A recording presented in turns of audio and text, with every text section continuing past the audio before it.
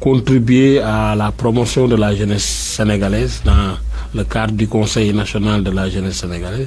Je suis heureux de le retrouver ici. Oui, nous sommes également heureuses de retrouver Maître Aliou Sow. Il est membre de l'Alliance pour la République, directeur général de la SAPCO. Merci Maître d'avoir répondu à notre invitation. Bonjour Binta, bonjour à Amadou Senyan, qui est un ami et frère avec qui nous avons partagé d'excellents moments de formation de la jeunesse il y a quelques années à Gorée, où nous avons eu l'honneur d'encadrer un bon nombre de jeunes dans le leadership, l'entrepreneuriat. C'est l'occasion pour moi de le saluer et de manifester tout l'honneur que j'ai de partager ce plateau avec lui. Et je salue tous les auditeurs de la RFM. La suppression annoncée par le ministre des collectivités territoriales de 5 villes a soulevé, j'allais dire, un bruit à Amadou Seignan dans la ville. À Massenyan, quelle lecture en faites-vous? J'étais d'abord surpris par l'argumentaire du ministre qui a été battu en brèche. Ils ont depuis lors avancé un certain nombre d'arguments que je me permettrai un peu de soulever ici et d'indiquer un peu leur impertinence. D'abord, il avait dit que la ville n'était pas prévue dans le code et qu'il faut la supprimer pour se conformer au code, ce qui a été véritablement démonté par l'ensemble des acteurs qui se sont prononcés sur ça. En réalité, quand il évoque l'article 1er du Code général des collectivités territoriales, soit il le fait sciemment ou non, mais il omet de rappeler un peu les dispositions du chapitre 5 du Code général des collectivités territoriales qui parle un peu des dispositions relatives à la ville quant à son organisation, son fonctionnement, ses compétences et ses moyens. Et je crois que c'est là un peu où se situe le problème. Je rappelle que aussi la ville ne peut pas être dissoute comme ça sans supprimer, parce que les villes peuvent être créées, supprimées ou scindées. Donc on ne peut pas la supprimer sans pour autant prendre l'avis de la Cour suprême. Et la seule condition, parce que la ville a un statut de commune, la seule condition que le code indique pour sa suppression, c'est un peu des insuffisances financières, une impossibilité d'avoir les finances pendant 4 années successives. Je crois que ce n'est pas le cas des villes du Sénégal. Donc, pour ces raisons simples, cet argument avancé par le ministre n'est pas à retenir. Et Aliou Sall, qui est président de l'AMS, Association des maires du Sénégal, qui sera tout à l'heure dans le grand jury. Oui, il parle aussi de conflit de compétences. De même que le président de l'UAL, Union des associations d'élus locaux du Sénégal, Adama Diouf. Malheureusement, ils savent aussi bien que moi que s'il y a un problème de conflit de compétences, c'est pas en supprimant l'une des structures en question, mais c'est plutôt de clarifier les textes. Il y a dans le code, au regard de la précipitation qui a un peu amené son adoption à l'Assemblée nationale, parce que ça a été voté en procédure d'urgence. En 1996, quand on votait l'acte 2, la loi 96-06 du 22 mars 1996 portant code des collectivités locales, il y avait 300 amendements. Et ça a été précédé de débats, de benchmarking à travers le monde avec les doyens Moudi Diouf, avec tous les acteurs, je me rappelle, Mbaye Jacques Diop, Moudi Diop, Thierno Birahim Ndao, pour un peu voir ce qu'il y a. Donc s'il y a un problème qui prend sa source dans le code général, par des questions de vide juridique, de flou, ce qu'il faut, c'est pas de supprimer la ville parce qu'il y a des problèmes. On a 2 femmes qui se disputent, comment on fait un Mbahalo Saloum par exemple, c'est pas en tuant l'autre femme qu'on fait arrêter le conflit. Oui, c'est pourquoi il faut indiquer de façon claire et nette comment on fait. Et malheureusement... C'est pourquoi d'ailleurs, Maître Alioune Sow, beaucoup ont dit, depuis que le ministre a fait cette déclaration, qu'il y a plutôt un soubassement politique dans cette proposition de vouloir supprimer 5 villes. Il faudrait d'abord rectifier notre frère Amadou Sène. Dans le code général des collectivités territoriales, il y a 2 collectivités territoriales qui sont reconnues sur le plan juridique, sur le plan, en tout cas, dans l'architecture des collectivités locales, c'est la commune et le département. Alors, dans les dispositions, s'il parle de ville, effectivement, dans le code général, il y a une disposition qui parle de la ville, mais qui dit que la ville a un statut de commune. Dans ce code général aussi, on dit que c'est une faculté. Ce n'est pas une obligation, c'est une faculté. Une ville peut être instituée. Et ça, je renvoie mon co-débatteur aux dispositions de l'article 167 du code général, qui dit effectivement qu'une ville peut être instituée par décret. Oui. Et que la ville a un statut de commune. Cela veut dire quoi? Cela veut dire qu'aujourd'hui,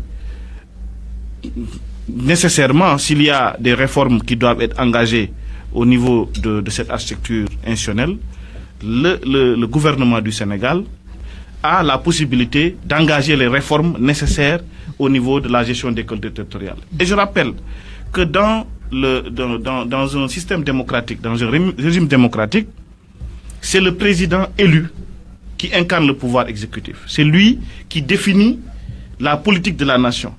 Et le président, lorsque il a été réélu en 2019 avec 58,27%, a bel et bien dit que j'engagerai les réformes nécessaires. Et je pense que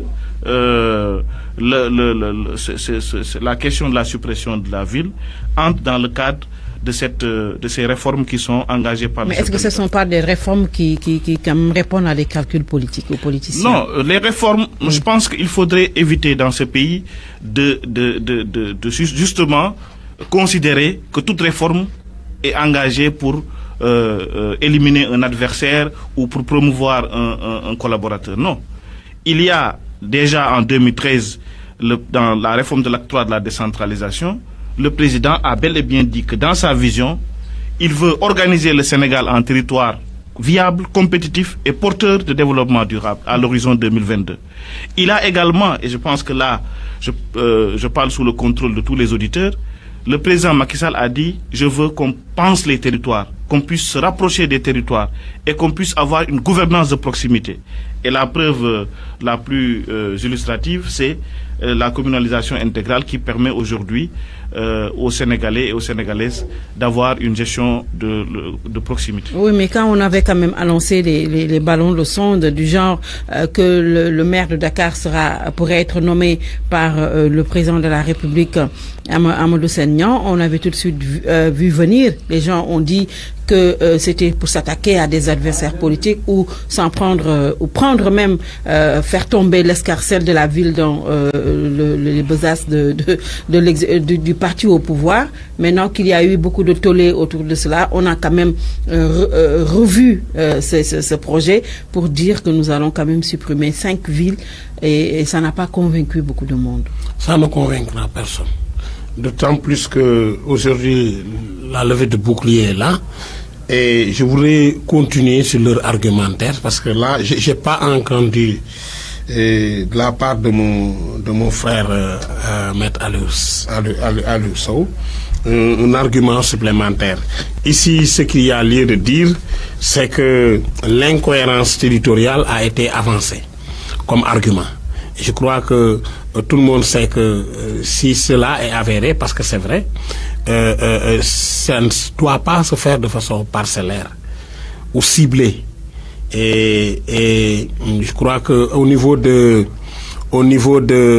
Sénégal, nous avons vu véritablement des problèmes d'incohérence territoriale qu'il faut corriger. Ils devaient le faire en 2013 quand ils ont annoncé la réforme, mais ils avaient reculé.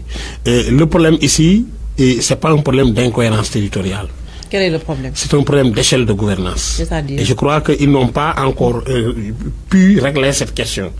Et je disais qu'en 1996, la ville était une commune déjà. Et on créait des communes d'arrondissement en son sein pour permettre à ces communes de régler les petits problèmes. Je vous renvoie aux dispositions de la loi 96-07 portant transfert de compétences, qui montrait à suffisance que ces communes d'arrondissement avaient en charge de petites compétences. Ici, avec l'acte 3, la ville est aussi une commune. Mais cette fois-ci, c'est une commune intercommunale. C'est-à-dire, elle est créée au niveau de communes qui ont une homogénéité territoriale pour leur permettre de mutualiser leurs compétences et de prendre en charge des préoccupations, des compétences que les communes prises séparément ne peuvent pas gérer. Du point de vue de l'éclairage public, du point de vue de l'aménagement, du point de vue d'une certaine philosophie de management de la ville assez moderne, les communes prises séparément ne pourront pas le faire. Et elles n'en ont pas les moyens financiers, elles n'en ont pas les possibilités, le capital humain et au plan juridique, même si on les renforce comme ils l'avancent aujourd'hui, on va assister à des conflits de compétences beaucoup plus accrus. Maintenant, le fait de parler de faculté de création de la ville, il faut que nos tenants du pouvoir fassent attention avec cette idée. La ville, la commune, le département sont créés par décret.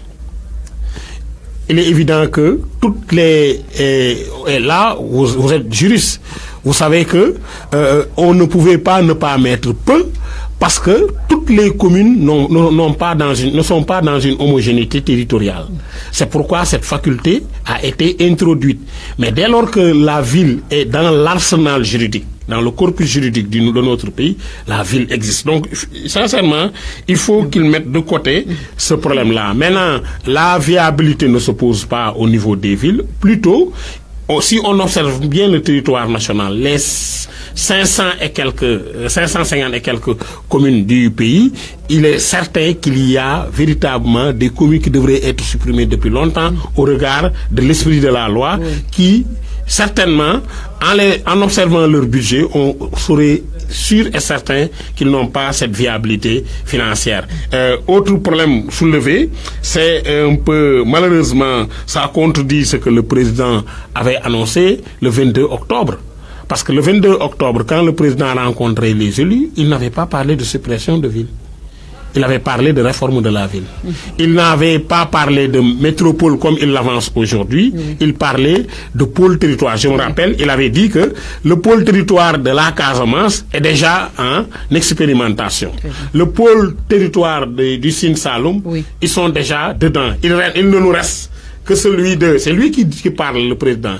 Il ne nous reste que celui du Nord, où les Matamois ne veulent pas rejoindre Saint-Louis, et au niveau du centre où les Lougatois ne veulent pas rejoindre Diourbel. Mais pour Dakar et Thiès, c'est presque certain. En tout cas, cela veut dire quoi en d'autres termes? Cela veut dire en tout cas en d'autres termes que c'est pas réfléchi, c'est pas encore documenté, et c'est pourquoi je voudrais les inviter véritablement à dire aux Sénégalais ce qu'ils veulent réellement. En tout cas, dans leur propre camp, on a entendu déjà le grand sérine de Dakar, Abdoulaye Matar Diop, qui parle de scandale dans la suppression de la ville de Dakar. Seydou Diouf également, un de vos alliés, le secrétaire général du PPC, qui dit qu'il est foncièrement contre que la ville de Rufisque disparaissent, et il promet d'ailleurs de revenir avec des arguments valables. Un mouvement anti-suppression des villes dirigé par Moundiaye Cissé de l'ONG 3D est né. Est-ce que tout cela ne risque pas de créer un vil débat politique alors que dans l'acte 3 de la décentralisation, il est dit qu'il y a des incohérences et des imperfections. Est-ce qu'il ne fallait pas d'abord évaluer l'acte 3 avant de revenir sur tout cela? Oui, moi ce que je ne comprends pas dans le raisonnement qui a été avancé par M. Niang, c'est comment, à partir d'une annonce, aujourd'hui, on peut avoir toute cette panique, parce qu'en réalité, il s'agit d'une panique. Une panique qui, aujourd'hui, ne se justifie pas. Le Code général des collectivités territoriales, en son article 1er, dit que dans le respect de l'unité nationale et de l'intégrité du territoire, les collectivités locales de la République sont le département et la commune. Donc c'est clair. La ville est une des modalités de ce qu'on a pu appeler l'intercommunalité, c'est-à-dire comment des communes peuvent mutualiser leurs compétences et leurs ressources pour servir, n'est-ce pas, dans le cadre des compétences transférées. Et je rappelle aussi que dans le cadre de l'esprit de la décentralisation, le pouvoir est un pouvoir c'est une compétence qui est transférée. Mais l'incarnation du peuple souverain, du pouvoir aujourd'hui dans le domaine de la définition de la politique de la nation, c'est le chef de l'État. C'est lui qui a dit, j'ai trouvé qu'avant 2013, il y avait telle politique de la collectivité des collectivités locales. En 2013, j'amène l'acte 3, je révise cette politique de la collectivité, sur la décentralisation. Donc, ce qui veut dire, entre autres, qu'un pays, il ne peut pas se faire sans des réformes. On a l'impression que les gens sont dans des approches dogmatiques. C'est ça, ça ne peut pas être autre chose. Je rappelle que dans l'histoire, ce n'est pas pour la première fois que la question des territoires est interrogée. Le président Abdoulaye Wade avait annoncé la provincialisation. Ce sont des réflexions, il y avait tout un débat sur la provincialisation. Lorsque le président a également lancé la question du programme national de l'aménagement du territoire, je pense que lorsqu'on soumettait ce programme au peuple sénégalais, c'est en ce moment que le président a montré toutes les incohérences territoriales qui existent au Sénégal et les pistes de solutions. Moi, ce que je veux qu'on retienne aujourd'hui dans ce débat, le chef de l'État, le président Macky Sall, est parmi les hommes politiques sénégalais qui ont la meilleure connaissance des territoires, en tout cas du territoire sénégalais. Il a parcouru le Sénégal, il le connaît, il connaît ce peuple, il connaît les populations, sa géographie, son histoire. Il connaît aussi les contraintes qu'il y a en termes de gouvernance. Il ne connaît pas Dakar mieux que les Dakarois. Et je rappelle qu'il y a une cohérence. La cohérence se trouve où? Vous avez un chef de l'État qui vous dit « Je veux qu'on ait une gouvernance de proximité. » Acte 3, commune, département. Il vous dit « Il faut un programme national d'aménagement du territoire. » Il l'acte. Il vous dit « Je veux un haut conseil des collectivités territoriales. » Cohérence territoriale. Il vous dit, je veux une commission nationale du dialogue des territoires. Innovation. Donc, la préoccupation du chef de l'État en termes de gouvernance territoriale, elle est constante, elle est là. Et cette réforme, je pense que elle est juste. Elle est juste parce que les communes sont d'égale dignité. Comment pouvez-vous expliquer que des gens puissent aller être élus, ils sont tous maires, et que quelqu'un par une sorte d'alchimie se retrouve à la tête d'une ville. Je dis qu'aujourd'hui il faut restaurer le principe d'égale dignité des communes. L'autre aspect de la réforme qu'on n'a pas souligné, et c'est dans le dialogue politique national, c'est le mode d'élection du maire. Oui. Parce qu'on avait l'habitude de trouver des conseillers qui à quelque part trahissait l'expression du vote des Sénégalais. Parce qu'il y avait le suffrage indirect. Oui. Vous avez quelqu'un qui s'investit, qui a la confiance du peuple, qui a la confiance de la collectivité, mais par un jeu d'alliance au niveau des conseillers, se retrouve éliminé. Donc, ce ne sera plus le cas puisque ça a été réglé. C'est ça. Donc, pourquoi on ne sublime pas politique. Et pourtant, ça, c'est une réforme extrêmement importante. Et je dis aussi qu'il ne faut pas donner aux collectivités territoriales plus de pouvoir qu'elles n'en ont. Parce que, en réalité, tous ces programmes dont on parle, l'éclairage public est assuré par qui? Nous avons une société nationale d'électricité au Sénégal. Nous avons une agence nationale de l'électrification rurale. Nous avons des programmes qui aujourd'hui s'occupent de la mise à niveau de nos communes et de nos villes. Mais j'ai quand même vu une question dans les réseaux sociaux qui ne me paraît pas trop impertinente. Massénian, quand un internaute dit, mais quand on supprime Dakar, est-ce que cela veut dire que le Sénégal n'aura plus de capitale? Certainement pas. Et je dois rappeler à nos amis du pouvoir, à Maître Sow, que ce qu'il dit là est contraire à ce qui devrait se faire actuellement dans le monde. Quand il dit qu'il n'y a pas plus de pouvoir aux collectivités territoriales. Je crois que tout le monde sait que le gouvernement le meilleur est le gouvernement qui gouverne le moins. Il est impensable, je crois que c'était avec vous. Non, je ne suis pas d'accord avec ça. Laissez-moi terminer. Oui. Quand l'État, au regard de sa stature, devrait s'occuper de diplomatie, de sécurité, de questions beaucoup plus importantes que de discuter aux collectivités locales l'aménagement paysager de la place de l'indépendance. Partout dans le monde, la gestion des ordures ménagères relève des collectivités territoriales. Si elles ne peuvent pas le faire, c'est parce que notre décentralisation traîne. Et malheureusement, cette décentralisation, depuis l'avènement du président... Mais justement, est-ce qu'il n'y a pas un conflit de compétences entre l'exécutif à clarifier, et parce que tout simplement, par rapport aux réformes annoncées, vous savez, dans les réformes, on a souvent 4 cadres. Il y a le cadre institutionnel, le cadre juridique qui pose problème, qu'il faut clarifier pour qu'il n'y ait plus de conflit de compétences. Il y a le cadre financier, il y a le cadre humain. Et malheureusement pour nous, depuis l'avènement du président Macky Sall, on n'en est qu'au niveau institutionnel. Il a cité le Haut Conseil des collectivités territoriales. Oui. Et qui a un pouvoir consultatif. Moi, je fais partie des Sénégalais qui militent pour la mise en place d'une seconde chambre législative dédiée aux collectivités locales, comme le Sénat. Donc, cette structure... Vous préférez le Sénat oui, ça, je l'ai toujours dit. Oui. Je l'ai toujours dit. Si l'Assemblée est l'imagination de la nation, le Sénat en est sa raison. Tout le monde le sait. Et je crois que cette tendance à ne s'arrêter qu'au niveau institutionnel pose problème. La Commission nationale de dialogue des territoires, qu'on n'entend plus depuis la disparition de notre ami Femme Djibo Leïtika, est là pour confirmer. Non, elle est là. Il y a notre président Benoît Sambou qui fait un excellent travail. Mais je termine. C'est notre ami. Mais toujours est-il qu'on ne l'entend pas sur cette question.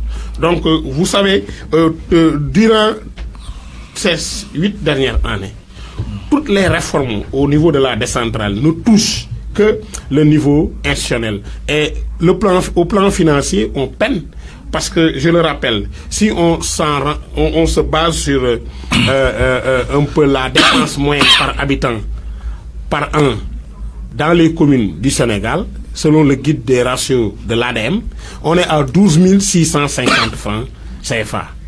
La moyenne africaine, vous savez, Binta, c'est de 25 000. Donc, pourquoi? Parce que le dispositif de financement de développement local sénégalais est un dispositif contraignant pour les collectivités locales. Pourquoi? Parce que les collectivités locales, encore une fois, je vous renvoie au niveau africain. Les collectivités locales du Sénégal n'ont pas de marge de manœuvre. Vous savez, quand on classe les États dans leur politique de décentralisation, on fait appel à la marge de manœuvre des collectivités territoriales. Et on cherche si la marge de manœuvre est très favorable, peu favorable ou pas du tout favorable. Nous savons tous que les collectivités locales sénégalaises n'ont pas de marge de manœuvre favorable. Parce que tout simplement, les initiatives prises par la ville de Rufisque dans le cadre du Carré d'Or sont bloquées pour des raisons juridiques, administratives et souvent politicienne. Alors, idem, quand la ville de Dakar s'est introduite dans le marché financier, a fait un emprunt obligataire. De la même manière, l'État qui lui avait donné 2 quitus, le quitus du ministère chargé des collectivités territoriales et le quitus du ministère chargé des finances, la ville s'est vue retirer le quitus du ministère chargé des finances. Oui, quel que soit il n'y a pas de marge de main. Ailleurs, on met en place des banques des territoires pour permettre aux collectivités locales qui n'ont pas de garantie. Je réponds à votre question, à votre future explication. Non, vous savez pourquoi? À votre interpellation, oui. Le Covid-19 nous enseigne que, en réalité, nous devons tous nous accorder sur la centralité de l'État.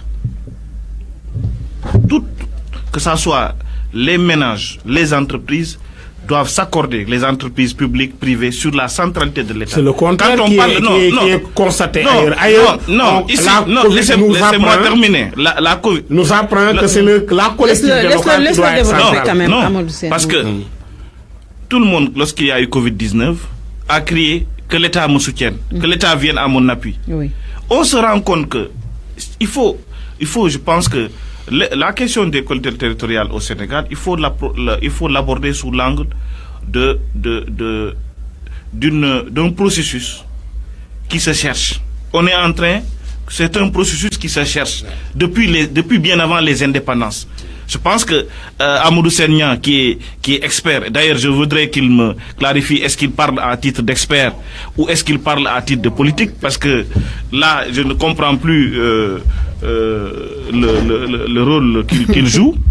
Pour revenir un peu sur le Covid.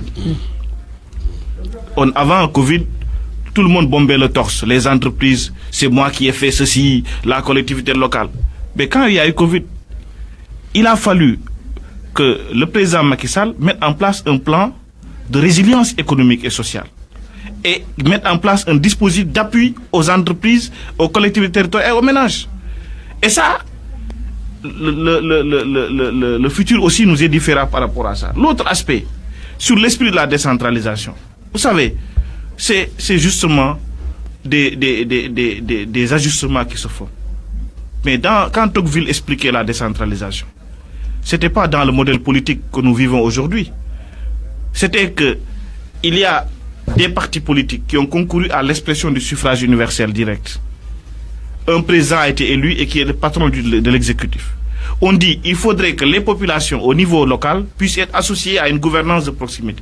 Mais avec les associations, il y a eu un accaparement des politiques dans la gestion des collectivités territoriales, mais dans l'esprit des théoriciens de la décentralisation, ce sont les associations, les groupements féminins, les groupements de jeunes, les artisans, tous ceux qui sont au niveau de la collectivité qui devaient se mobiliser pour donner un peu, participer dans l'approche inclusive à la gouvernance. Mais maître, aujourd'hui, est-ce qu'on peut décentraliser les compétences et en retour vouloir avoir tous les pouvoirs, tout contrôler, parce que on a vu avec les collectivités territoriales qui n'ont pratiquement pas les moyens de leur mission, ils vivent souvent, les collectivités, ils vivent souvent que des fonds de dotation venant de l'État. Moi, je prends l'exemple de l'emprunt obligataire dont il parlait. Oui. Vous savez, la signature d'un État, aujourd'hui, celui qui répond de la signature du Sénégal, c'est le président Macky Sall. C'est pas quelqu'un d'autre, c'est pas un maire ou d'une ville ou d'une commune. Lorsque vous engagez la signature de l'État à un niveau aussi élevé, mais vous devez quand même pouvoir être dans un statut pour répondre. Oui. La ville de Dakar ou le maire de Dakar ne peut pas répondre d'un défaut de paiement en matière d'emprunt obligataire. Vous êtes d'accord avec moi? Et le système aujourd'hui ne permet pas à une collectivité locale de garantir de tel niveau d'engagement. C'est pourquoi je pense que lorsque dans un pays, on a un État qui est responsable, qui met en avant le principe de la responsabilité, il ne peut pas être complaisant à tout va. C'est pourquoi d'ailleurs je dis, c'est important que dans le dialogue, qu'on puisse nous accorder sur une constante. Nous sommes en train de rechercher la meilleure approche en termes de gestion de nos collectivités territoriales. Voilà. Nous sommes aussi en train de voir, sur la base de l'expérience du terrain, quelles sont les réformes qui peuvent être apportées. Et la suppression de la ville, qui a été annoncée, je pense, entre dans le cadre de toute cette recherche de la cohérence en termes de décentralisation. Oui, Ils sont dans la recherche-action, malheureusement. Et je crois qu'il devait d'abord instaurer un dialogue et écouter ceux qui sont acteurs et non pas s'enfermer entre quatre murs et décider du sort des territoires. Peut-être que c'est juste une proposition que... Je voudrais... Oui, c'est une annonce. Oui, c'est une annonce. Il n'y a pas qu'une seule annonce, c'est plusieurs annonces. Et dans la même semaine, dans les 2 jours qui ont suivi la déclaration, ils se sont tous prononcés sur la question. Et ce n'est pas des personnalités de moindre importance. Mais peut-être que vous allez être consulté, vous êtes expert en décentralisation. N'excluez pas qu'aujourd'hui, le ministère des collectivités locales puisse puisque vous... En tout cas, chat échaudé, il fallait le faire avant. L'eau froide. Oui. Non, mais on a vu des annonces qui ont mené... S'il vous plaît, je continue. C'est important. Je suis d'accord avec vous quand vous parlez de gouvernance avec les associations.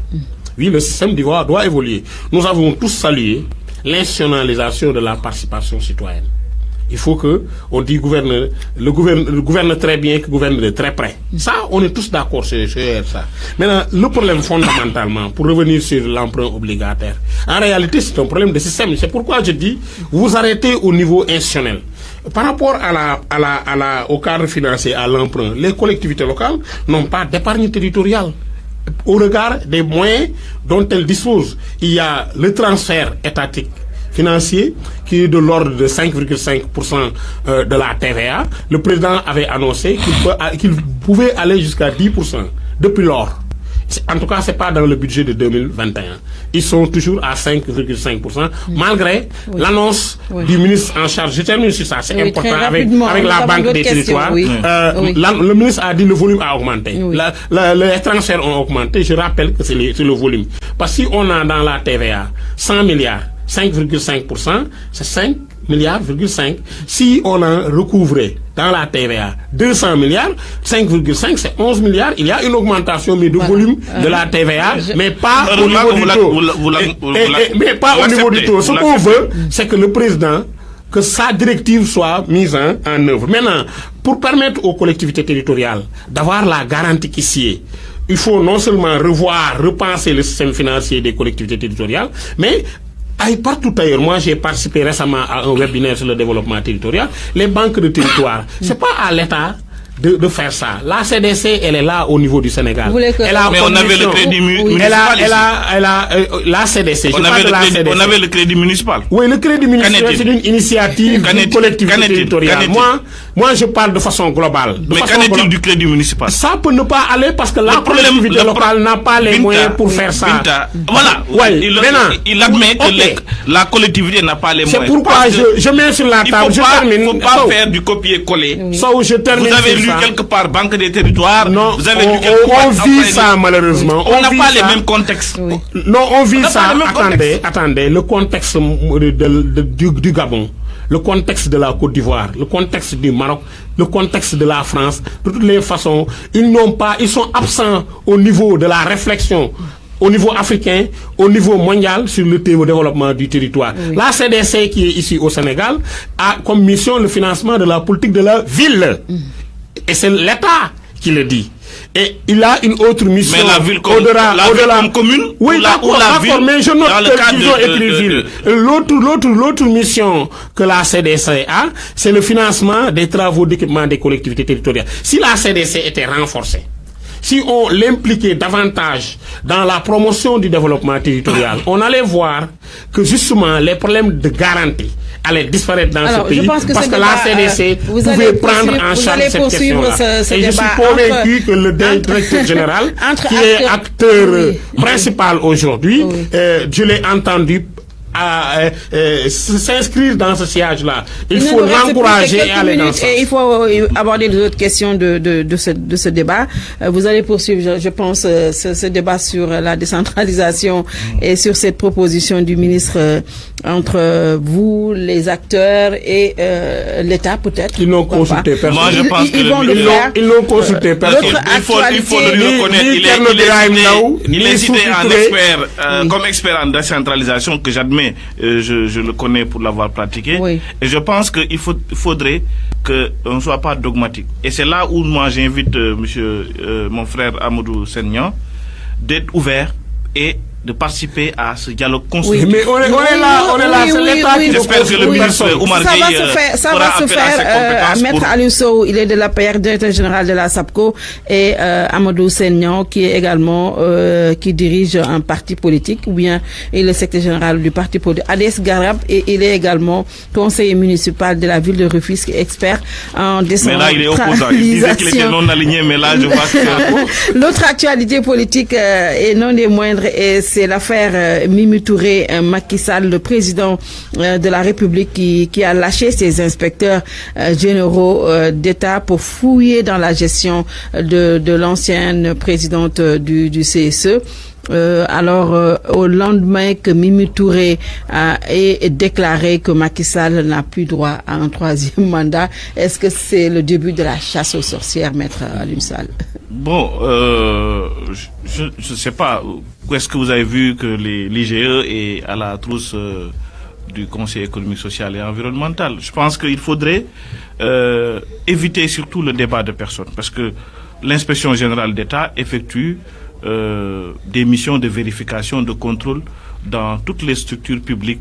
Sur demande du président de la République. Pas seulement sur demande du président de la République. L'inspection générale d'État est un corps de contrôle qui a ses compétences et qui a ses pouvoirs et qui peut aller vérifier toute structure publique. Je pense qu'à ce niveau-là, c'est une question de principe.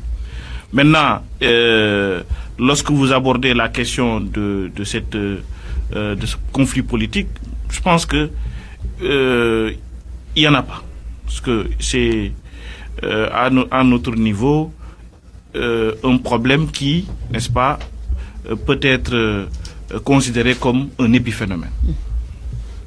Quel problème? Non, vous avez évoqué le cas Mimi Touré. Oui, c'est un épiphénomène. C'est un épiphénomène. Et quelle est votre réaction par rapport à tout ça? D'abord préciser que quand je disais à la TFM après la révocation de Khalifa Sall que c'était un acte légal, on ne m'avait pas traité d'opposant. C'était le consultant. Non, revenez sur la... On a quitté cette question. Oui, non, je rappelle... On est en train d'aborder une autre question. Oui, la question de Mimi Touré... C'est pour dire que sur ces questions-là, moi je ne porte pas de gants. Et je ne regarde pas les régimes. Je me prononce sur ces questions du temps de Maître Wade. On ne me taxait pas d'opposant. Et aujourd'hui, le problème ne se trouve pas à ce niveau. Moi je suis d'accord avec je suis à cheval sur les principes. Et les deniers publics, il faut bien les gérer. Et je suis pour que l'on vérifie pendant et après toute gestion. Je suis pour ça, c'est une question de principe. Oui. Maintenant, mais il faudrait qu'il n'y ait pas de sélectivité aussi. Hein? Le jeu politicien est à déplorer. De tous les côtés. En tout cas, le citoyen en a un peu marre. Des fois, quand on est ensemble, quelle que soit la gravité des actes posés, le responsable ne dit rien. Le président avait dit, tant qu'ils sont avec moi, certains dossiers seront sous mon coude. Mais il n'a pas dit comme ça. Oui, mais il n'a pas dit comme ça. C'est l'esprit. Il y a des il n'a pas dit comme ça. J'en prends ce que je veux. Certains sont sous mon coude. C'est comme ça qu'il l'a exprimé. En tout cas, l'esprit, c'est de protéger ceux qui sont avec lui. Il a dit que je ne protégerai personne. Oui, mais il a dit aussi qu'il a des dossiers qu'il a sous son coude. Cela veut dire quoi? Cela veut dire quoi? Vous allez venir. Maître, il faut m'écouter. Oui, je vous écoute. En tout cas, de toute façon, moi, pour mon cas, je rappelle que je suis non aligné et je dis que par rapport aux relations politico-politiciennes, il faut fondamentalement les assainir. On ne peut pas être dans un camp présidentiel de la majorité, se taire sur toutes les dérives. Et le lendemain de sa démission, de son éviction, qu'on se permet de dire il y avait telle chose, il y avait telle chose. Là aussi, je dénonce avec la plus grande énergie. Mais je ne saurais aussi accepter qu'au niveau du pouvoir, que l'on protège ceux qui posent des actes qui ne sont pas du tout normaux et pour des raisons politico-politiciennes ou pour des raisons partisanes. C'est pourquoi je rappelle, comme le dit souvent mon ami et frère Moundiaï Sissé, que le citoyen doit être l'alpha et l'oméga des politiques publiques. Et je rappelle que ce même citoyen doit être au centre de toutes les actions politiques. Si on ne fait pas gaffe, il y a déjà un déni politique qui est là. Les citoyens ne font plus confiance aux politiciens, aux hommes politiques. C'est pourquoi on a même tendance à délaisser de plus en plus la politique. Ce qu'il faut, quel que soit leur jeu, quel que soit leur calcul, les citoyens vont arbitrer plus tard. Maintenant, qu'on leur laisse faire,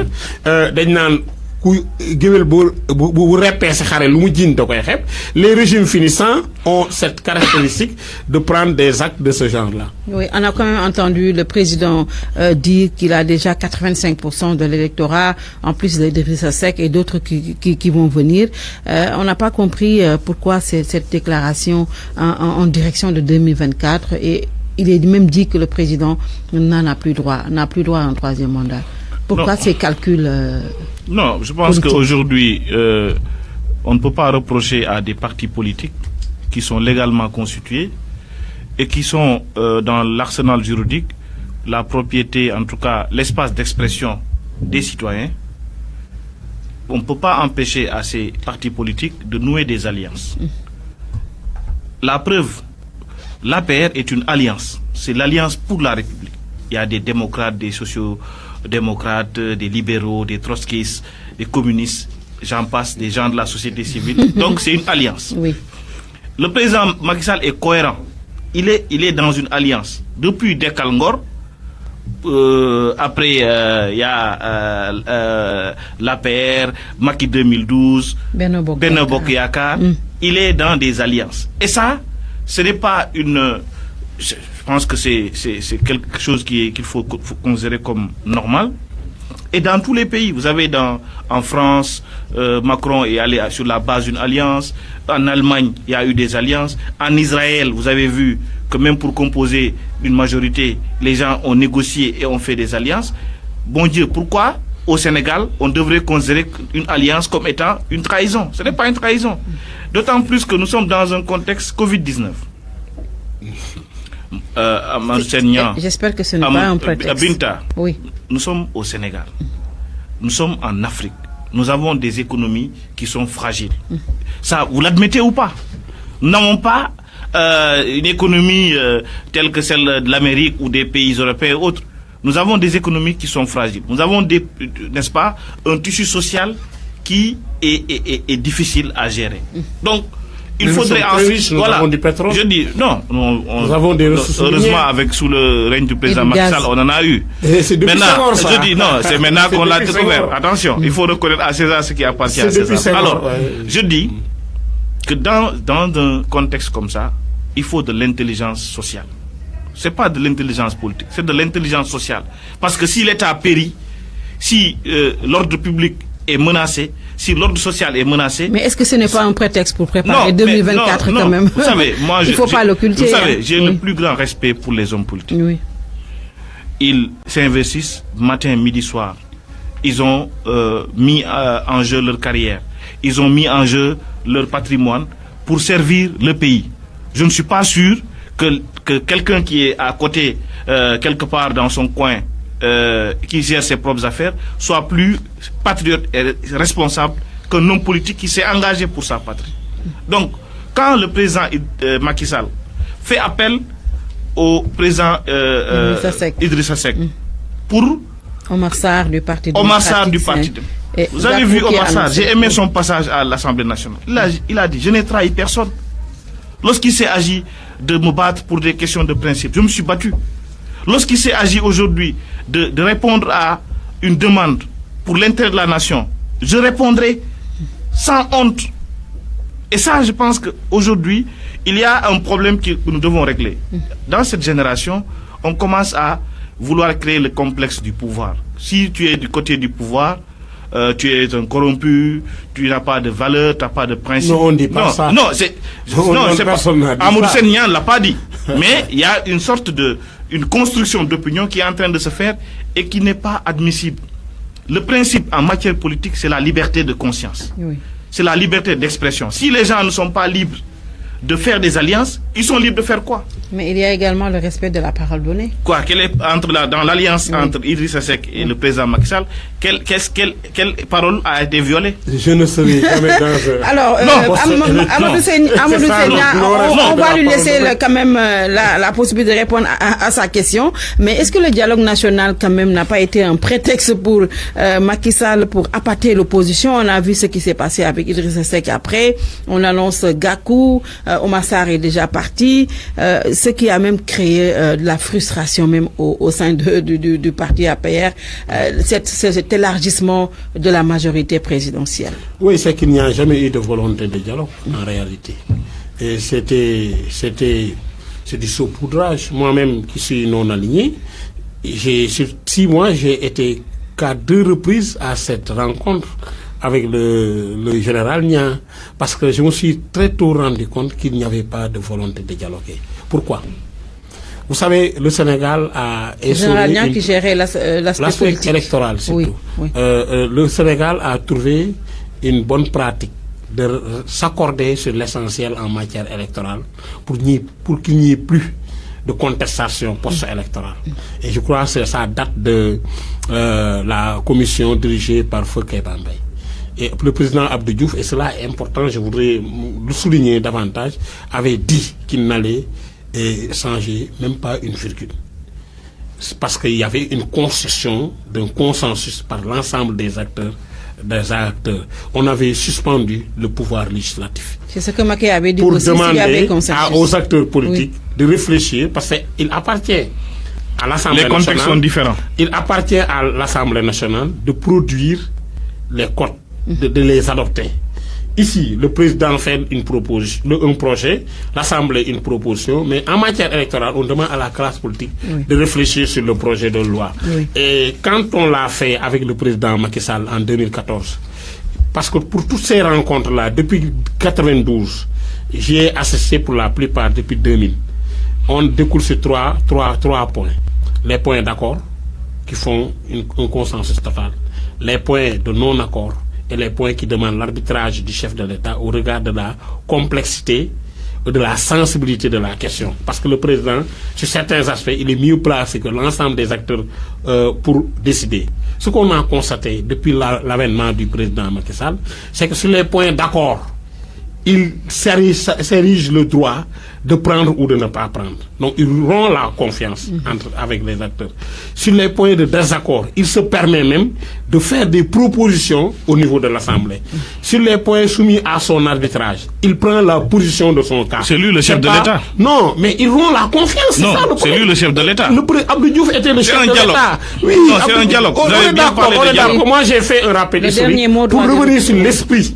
C'est lui le chef de l'État, c'est lui qui va décider.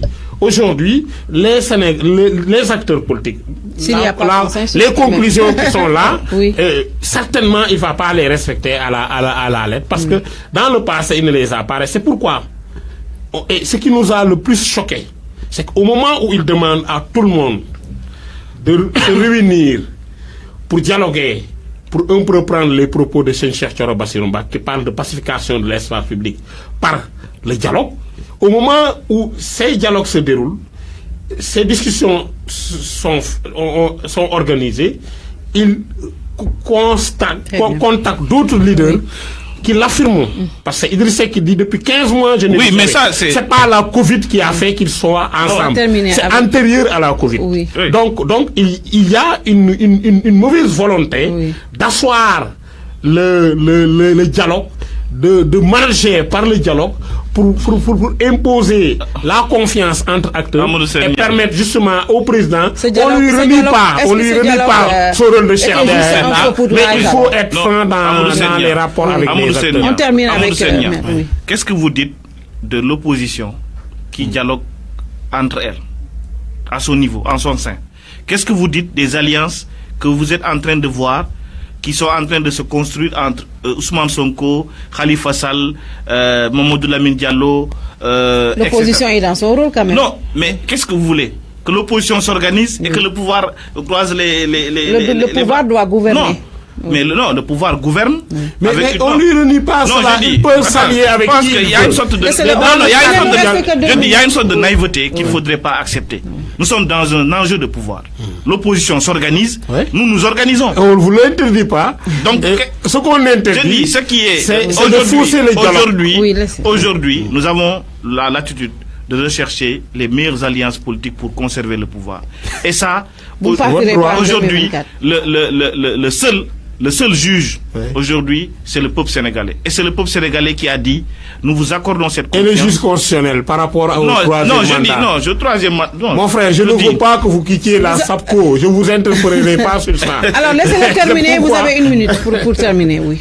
Je termine en disant qu'aujourd'hui, il faudrait se concentrer sur le plan de résilience économique et sociale du Sénégal. Nous venons de sortir d'une élection, le président a remporté haut la main avec une confiance totale des Sénégalais et des Pourquoi Sénégalais. dialoguer alors? Le dialogue fait partie des traditions politiques au Sénégal. Le président Wade avait dialogué. Le président Senghor avait dialogué. Le président Diouf avait dialogué. Le président Macky Sall va dialoguer, va continuer à dialoguer. Et il l'a dit, il l'a redit.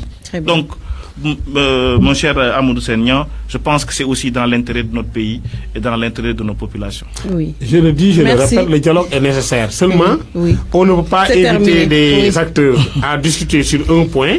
Avant la fin de ces discussions, on déroule son agenda. Cela aussi est inacceptable. Merci à nos invités, Amadou Seignan, expert en décentralisation, conseiller municipal de la ville de Rufisque, et merci également à Maître Alioune Sow, membre de l'Alliance pour la République. De la task force républicaine. Il est également directeur général de la SAPCO. Merci d'avoir suivi. Bon dimanche.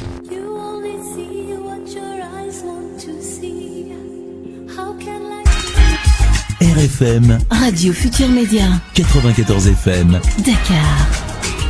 11h jot na ci RFM mbokk ñi dëkk yéen ci xibaar yi ci gàttal. gannaaw bi leen nuyoo xibaar yi dañ koy door ak tolluwaay mbas mi di coronavirus ci réew mi tey nag ñeenti nit ñàkk